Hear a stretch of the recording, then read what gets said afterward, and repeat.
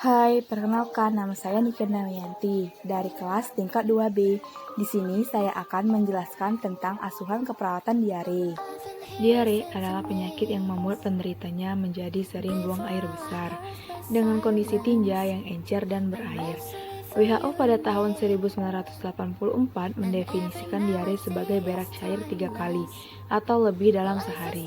Para ibu mungkin mempunyai istilah tersendiri, seperti lembek, cair, berdarah, berlendir, atau dengan muntah, muntaber. Etiologi A. Faktor infeksi. Infeksi eksternal. Infeksi saluran pencernaan makanan yang merupakan penyebab utama diare pada anak. Meliputi infeksi eksternal sebagai berikut. A. Infeksi bakteri, Vibrio echoli, Salmonella, Shigella, Campylobacter, Yersinia, Aeromonas, dan sebagainya. B. Infeksi virus, Enterovirus atau virus Echo, Coxsackie, Polioielitis, Adenovirus, Rotavirus, Anthrovirus, dan lain-lain. C. Infeksi parasit, cacing, Ascaris, Trichuris, Oxyuris, Strongyloides, Protozoa, Entomobalitis stoltitia, Giardia lamblia, Torcomonas hominis, jamur Candida blincas.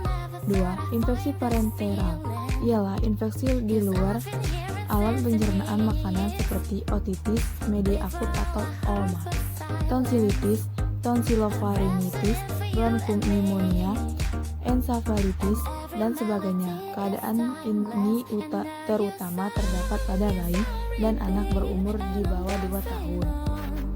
B. Faktor malabsorpsi. 1. Malabsorpsi karbohidrat disakrida atau intoleransi laktosa, maltose, dan sukrosa. Monosakarida atau intoleransi glukosa, fruktosa, dan laktosa. Pada bayi dan anak yang terpenting dan tersering atau intoleransi laktosa. 2. Malabsorpsi lemak. 3. Malabsorpsi protein. C. Faktor makanan, makanan basi, beracun, alergi terhadap makanan. D. Faktor psikologis, rasa takut dan cemas, atau jarang tetapi dapat terjadi pada anak yang lebih besar. Patofisiologi. Sejumlah besar virus, bakteri, atau organisme profesional dapat menyebabkan gastroenteritis. Pada diare bayi yang paling sering patogen adalah virus Enteropathogenix echoli. Pada orang dewasa terdapat perbedaan yang berkaitan dengan umur. Apakah infeksi di daerah trofik dan faktor filtrasi seperti pengorbanan antibiotik terdahulu atau umum. Enterococcus menyebabkan kram dan diare, sedangkan gastroenteritis menyebabkan mual, muntah, dan kram. Dua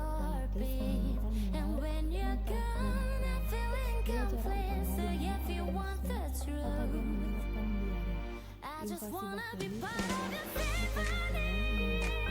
Invasi bakteri pada mukosa menyebabkan peradangan akselerasi. Hal ini menyebabkan diare berdarah dengan pasasi mukus dan lemak, sering disebut disentri. Sekresi sekresi air dan elektrolit dengan diare berair yang banyak. Enterotoksin dapat dihasilkan sesudah kolonisasi bakteri atau tanpa infeksi. Pada usus halus, masa inkubasi 6-20 jam. Enterotoksin ini mungkin masuk ke dalam karena makanan yang terkontaminasi kurang dimasak, terutama alat pencernaan makanan. Manifestasi klinis. Menurut staf pengajar IKA FKUI, manifestasi klinis diare adalah sebagai berikut. 1. Anak cengeng dan gelisah. 2. Suhu tubuh meningkat. 3. Tinja cair, warna kehijau-hijauan, disertai lendir atau darah. 4. Anus di daerah sekitarnya lecet. 5. Muntah. 6. Berat badan menurun. 7. Dehidrasi. Dehidrasi menjadi 3, yaitu dehidrasi ringan, kehilangan cairan 2,5, dan BB, tugor masih baik, penderita belum jatuh dalam keadaan fresh shock, haus. B. Dehidrasi sedang, kehilangan cairan 5-8 dari BB, tugor kulit menurun, UUB cekung, mata cuong, nadi cepat, nafas cepat, Dan dalam penderita jatuh pada fresh shock. C. Dehidrasi berat, kehilangan cairan 8 sampai 10 dari BB, tugor jelek, kesadaran turun, otot kaku, sianosis, nadi cepat, nafas cepat, dan dalam penderita jatuh pada free shock. Diagnosa keperawatan.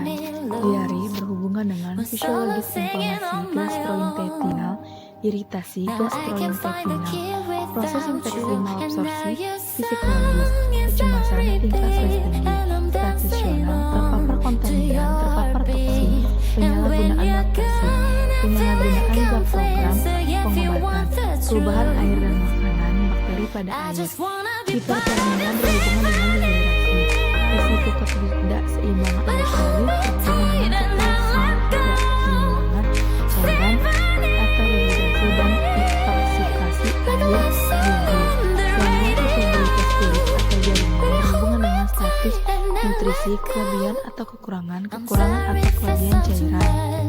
Asuhan keperawatan diare.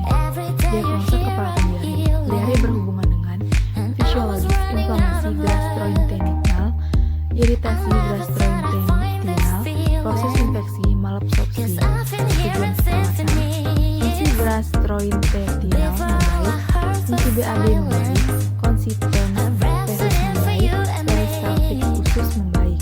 Intervensi keperawatan, manajemen diare. Observasi, identifikasi penyebab diare, identifikasi riwayat pemberian makanan, monitor warna lainnya, frekuensi konsisten kerja, monitor anemia hipokloria, monitor jumlah pengeluaran diare. Berikan asupan oral, edukasi, anjurkan makanan yang harus kecil dan sering secara akurat, anjurkan menghindari makanan pembentukan gas, pedas, dan mengandung laktosa.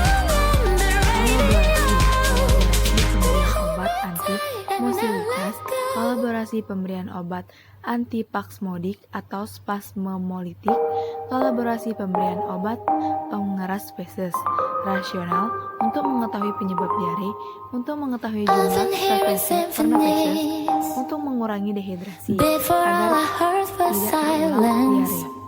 A rhapsody for you and me, and every melody